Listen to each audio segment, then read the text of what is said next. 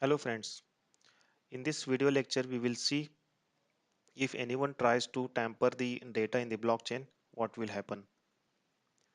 As we know in the blockchain, each block is connected to every other block. Every block contains hash of the previous block and it has its own hash which is stored or which is a pointer to the next block.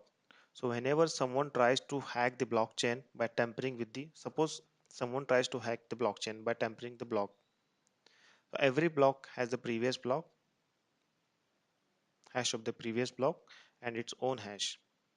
When any data in the block is tampered or changed, the hash of that entire block gets changed. So the previous block will not be able to identify the block. Also, the next block will not be able to store the value of the tampered block because it is already changed.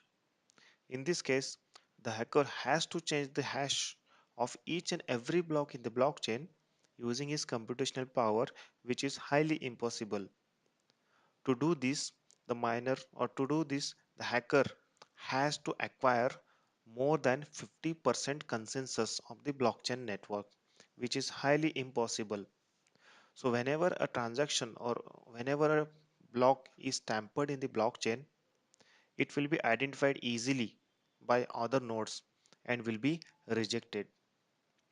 So the blockchain is very secure to store the transactions as it is not possible to hack the transaction or it is not possible to tamper with the data within the blockchain. I hope you understood how the data is secured using the blockchain. We will continue in my next video. Thank you.